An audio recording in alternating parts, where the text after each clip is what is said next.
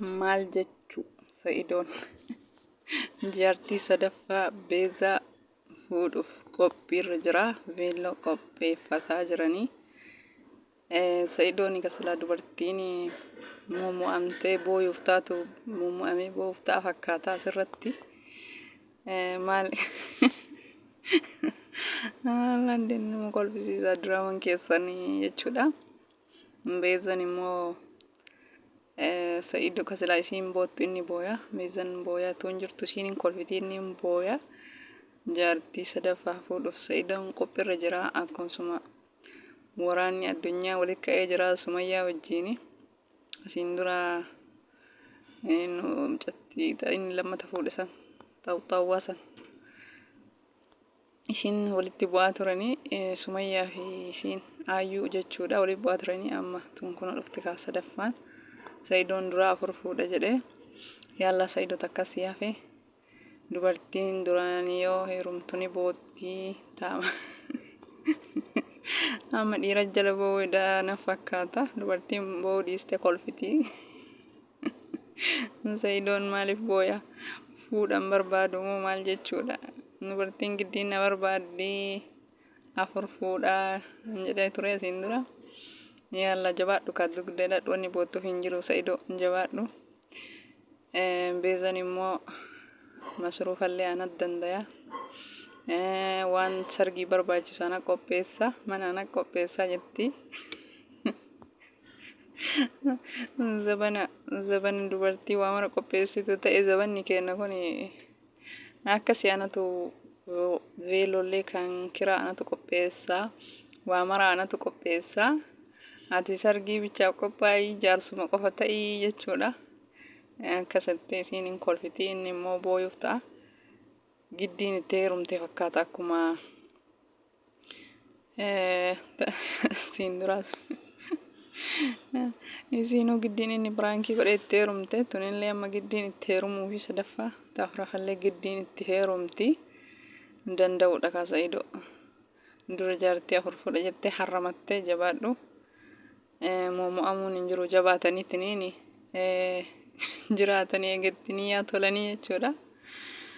Akkasii kasilaa isiin boottu inni jala bu'a. Isiin kun akkana fagaggi jettee kolfiti. Inni immoo muumu'amee dabbarame fakkaata. Jaartii laakkaa'uu kana amma hin barbaadu. Jireenyi ni ulfaata. Jaartii takkaattuu horatu jabaate jaartii 4 3 dhiisiti. Isiin immoo abshiroomaa rakkoon hin jiru Sa'idoo waa mara ana guutaa abshirii homaa takka hin yaadinii jetti. Kan manallee kan waan silaa wacii cufa barbaachisu hunda ana guuta jetti akkasii guuttii mooji. Amma ammoo kun Sumayyaa lolanii jechuudha. Sababa kana Sumayyaan ammoo waliif bu'iinsi dhufe guyyaa cidhaa qofaa hafee jechuudha. Amma kuni qophii veelloo qopheeffachuu istaayilii qophiirra jira jechuudha. Jaartii sadaffaa fuudhuuf Sa'idoon kun akkuma asirraa argitan kana Sa'idoon muumu'amee booyuu fi salamtaa isin gaafachuu hin daganne kabajamtoota fi jaalatamtoota hordoftoota kiyya. Assalaamu alaikum warahmatullaahi wabarakaatu. Jirtu faamilii kiyya warroonni amantaa birallee ashama harka fuunee baga jiraattanii hunda keessanuu xiqqaa guddaa amantii kutaa ganda osoo hin jenne kan alaa kan biyya keessa nageenyi kee qilleensarraan isin qaqqabu uummata jaalalaa uummata qashtii warri jalqabarraa gammana hordoftan iddoo tokko naaf galatoomaa galan keessan dachaa haa ta'u. Hanga mana afaan turuu keessaniif hedduu naaf galatooma ammallee laayik sheer gochuu hin dagatinaa isiniin jedha. Horri haroo dhuftanillee anaa dhufuu baga nagaan dhuftanii ahlan marhaban fiikum siin jedheen faamilii kiyya anaa dhufu.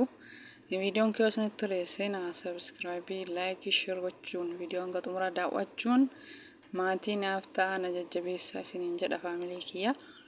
Akkasii viidiyoon kiyya kanarraa kan Sa'idoon jaartii sadaffaa fuudhuuf qophiirra jira. Beezan heerumuuf Sa'idootti heerumuuf veelloo qopheeffataa jirti.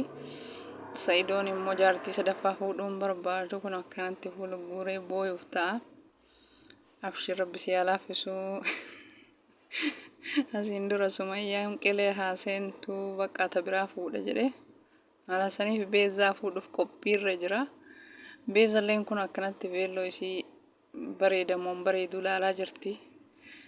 Qasanii achi amma guyyaa cidhaatu hafee amma ammoo wal dhabbeen jidduu Beezatii fi jidduu Sumayyaa jammaramee jira.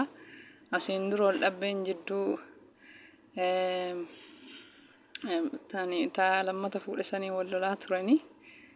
Amma ammoo tan sadaffaa tanatti wal dhabbeen jidduu isaanii jammaramee jira jechuudha. Wal lolli keessanii fi sargiin keessa yoom xumurama gaafa jaartii sadaffaa fuutaniin xumurama. Saayidoo rabbiin dandeettii si haa kennu kaa. Dubartoonni amma sirra wal fixxi. Ta'a afuraffaallee amma si ganaa si eeggatti. Sadaffaa bootte ta'a afuraffaa jalaa dheessitaa yoo ta'e amma. Akkasii hedduu tokko nama kolfisiisa jechuudha. Sumayyaan adda Saayidoon jaartii fuudhuun waluma loluuf deemti. Atillee fuudhan dhiistu. Sumayyaalleen isaanii wal dhabbiin dhiiftu. Akkanuma itti fufa ka. Wal dhabbeen jechuudha. Akkuma gaafa aayyuu wal dhabbeen dhufeetti ammallee tanaa wajjillee wal dhabbeen dhufuuf rabbi si haa laaffisu Saayidoo jidduu keessa rakkatteeti amma. Dubartiin giddiin narraa dadhabsiistee giddiin narraa qabamte giddiin natti heerumuu heddii osoo ani hin barbaadin giddiin na barbaaddii jedhaa ture. Amma gaafa afuraffaa guutuutti isin dhiisanii bakka jabaadhu qabamee wanni mu'amtee yookaan boottuuf hin jiru. Isiin kun kolfaa jirti. Atillee kolfiitumaan fuudhi bakka afuraffaa. Tunee ositti dhiifti akkam jaartii afuraffaa irra fuudhu. Sumayyaan silaa isitu dura naa heeyyamee isitu fuudhi naan jedhee tabiraa fuudhii naan jedhee achumarraa fuudhuu jalqabee saniifan jaartii hedduu fuudhaa sharxii sunnaa guuttadhaa jedhee Saayidoon akkasitti fuudhaa jira. Akkasi rabbi haa laaffisu hedduu tokko nama kolfisiisa. Sumayyaan natti deebi'uu diddee Sumayyaan na araaramuu diddee jedhee yeroo hedduu ni dudubbata. Rabbiin haa laaffisu ka.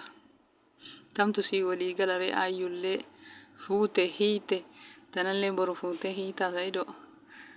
Malli kee maaliise rabbiin siif haa deebisu ka Sumayyaa. Sumayyaa siif haa deebisu. Isii bichaadhata. Isii bichaadhaa tuwwani diraama madalaydi malee jaartii ta'uu didde. Akkasi rabbiin haa laaffisu hedduu tokko namatti tolee nama kolfisiisaa jechuudha diraamaan keessanii. Jajjabaadha. Jaartii afuraffaallee itti fufaa jaartii afuraffaallee. Yoo beezan tun ta'a afuraffaa sitti dhiiftee Saayidoo. Akkasii viidiyoon waa'ee Saayidoo waa'ee beezaa qophii cidha isaanii kana fakkaata. Beezanii waan silaa barbaachisu waan silaa cidhaaf barbaachisu wanna hunda anatu guutaa jettee jirti. Abshirii yaaddayinii waa maraa rakkoon hin jiru anatu waa maraa qopheessaa jireenyi qaala'ee jettee jaartii sadaffaa hin dhiisinii jetteeni Saayidooni. Viidiyoo isaanii irratti dhageeffadhee baay'ee kolfaan najjeessa jechuudha. Zabana kana harka irra caalaa dubartii maggabbaree waa hunda qopheessaa jira. Saniifis illee ni abshirii ani waa hunda qopheesse yaadin jetteeni Saayidooni muummu'amee jennaan. Akkasii rabbi haa laaffisu. Hedduu tokko nama kolfisiisaa jechuudha. Viidiyoo isaanii dhageeffadha. Amma kunoo sababa kanaaf wal dhabbeen jidduu Sumayyaaf jidduu Beezaa ka'ee jira. Isin dura aayyuu wajji waggaa tokko guutuu wal lolanii. Tanaan wajji yoo hangamta akka wal lolan laata. Amma tanaan wajji baay'ee wal dhabbee akkasuma akka aayyuu sanii iyyuu miti tanaan wajji wal dhabbee cimaatu jira. Rabbi haa laaffisu ka Saayidoo. Duraa taanii wajji tankaraatattee dadhabdee dhiiste. Akkasi ka ammallee fuudhatti deebite aayyuun asaasi gooteetiniin gadi si dhiiste jechuudha.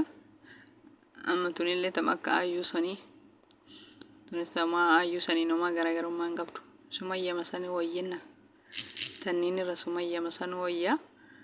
Akkasii viidiyoon Saayidoo Beezaa kana fakkaata. Sababa Saayidootiin immoo Beezaan yeroo ammaa kana Sumayyaa wal loltee jirti. Wal dhabbeen jidduu isaaniitti uumamee jira. Rabbi wal dhabbee jidduu isaanii haa laaffisuu jenna. Sayidoon bakka amma cidha beezaa wajjin godhachuuf qophii iraan irra jiranii. Cidha keessan ittiin isin haa ga'u, cidha gammachuu isin haa ta'u.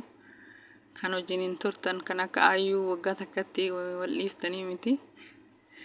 Akkasii hedduu tokko namatti tola. Diraamaan keessan, qosaan keessan, viidiyoon keessan hedduu tokko nama bashannansiisa, nama kolfisiisa. Hedduu tokko nama bohaarsallee jechuudha. Akkasii jabaadhu kaasa idoo dugda hidhadhu. Kanaafi nama illee viidiyoo Sayidoo fi Beezaa irraa dubbadhe. Sumayyaanii qaataa ayyuuf aartii. Amoonni aartuuf hin jiru kalas jaartii lama fuudhee sadi fuudhee takka guuttachuu bicha hafe. Kalas wanni wal loltuunii fi maaltu jira jedhaanii. Kalas eega gaafa duraa sababa ayyuutiif lolte. Kalas jaarsi jaartii takka fuunaan yooma duraa san osoo talamata namarratti hin fuune yoo lolan illee osoo fuune sanu yoo lolan illee lolan malee baada fuudhee takka fuudhee baada inni fuudhee loluun faayidaan qabu. Eega bineensi taree sareen duuttii jedhanii faayidaan hin jiru jechuudha. Gaafuma inni lammata dabalatu san osoo dhoorganii wayya malee osoo inni talamata sanuun fuudhin jechuudha. Inni qophiirra jiru san dhoorganii kalas yoo danda'an dhoorguudha yoo dadhaban itti dhiisanii jechuudha. Baada inni fuudhee faayidaan takka hin jiru yoo ta'abii taate malee waan takka talamata eega fuudhe kalas. Sadaffaarraa jiraachuun amma takka hin barbaachisu. Maaliifi akka dhiirri sun kiyya qofa haa ta'uu kan biraa akka hin fuune yoo jettee dhoorgitellee yooma inni si awwalaa san qofa jiru malee baada inni jaartii lama dabalatee sadi dabalatee loluun faayidaa takka hin qabu. Maaliifi kalas inni baratee jira, lammeeffatuu baratee jira. Leenci lama bule sadaffaa buluun dadhabu maali?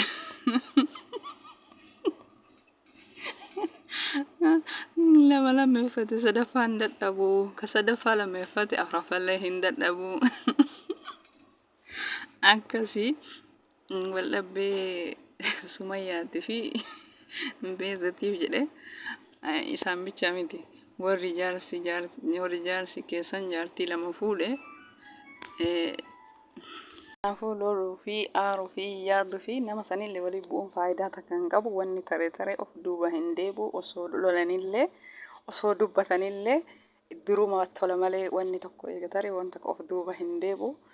Kanaaf anillee jedhee akkasii kan isaanii kana qofa osoo hin taane jarri diraamallee haa dalaganii dhugallee haa hojjetanii fakkeenyaaf namni jaartii lama fuudhee ni jira. Jaartiin awwalaa suni wanni loltuuf wanni aartuuf hin jiru jechuudha. Baada namni sun fuudhee maaliifi kalas fuudhee amma fakkeenyaaf arabdoonni hin jirti jechuudha. Beera lama jaarsi isaanii fuudhee odduma isiin quba hin qabne inni fuudha. Bakka isiin osoo san isiin quba hin qabdu. Gaafa inni fuudhe dachii samii kana bu'aa yookaan ni hiikama yookaan wal dhabbitu dhufaa jechuudha. Kalas namni sun fuudhee ni hidhatee waa hunda xumuree eega ji'a jaageette yookaan waggaa ga'ee dhageetti jechaati mana awwalaa sun jechuudha. Yoo ta'e inni hin fuudha jedhu nu marti kennaa ittiin dhiifnu jechuudha. Jaarsa ittiin fuudhaa jedhu. Gaafa inni fuudhe yoo balaa buufne waan takka nuuf deebi'u hin jiru. Kanaaf lolanillee wanni fidanii hin jiru. Lolanillee wanni deebisan hin jiru yoo bultii ofiisanii walitti bu'oo taate malee. Akkasiinillee kanaaf jedhee diraamaa Sayidoo fi Beezaa kanarratti akkasii Sumayyaanii wal dhabbee kanaaf amma wanni wal loluuf deemtu takkallee hin jiru. Osoo loltee gaafuma awwalaa osoo inni aayyuun fuudhinsanii yoo loltellee waa jijjiirti malee amma haga fettellee osoo halkanii guyyaallee nama kana waliin buute waan takka wanni nama kana of duuba deebistu hin jiru. Akkas kalas inni amma fuudha waan barateef ni fuudha jechuudha. Awwala isitu fuudhinaan jedhee ofuma karaa namarra'ee jedhee kalas amma inni fuudhaa takka mi'eeffatee naan kalas wanni isa dhibu hin jiru jechuun wanni of duuba isa deebisullee hin jiru. Ati nama saniin dhayxee wal lolte inni wanni dhiisu takkallee hin jiru. Kanaafi viidiyoon kiyya kanarraa kana fakkaataa waan dhageeffattaniif hedduu tokko galatoomaa baay'ee tokko nama kolfisiisaa jechuudha. jaartii sadaffaa jaartii afuraffaa bicha hafeef jechuudha amma Sa'idoo. Kanaafi hedduu tokko nama galatooma viidiyoon kee karaa kana fakkaataa waan argeeffameef baay baay.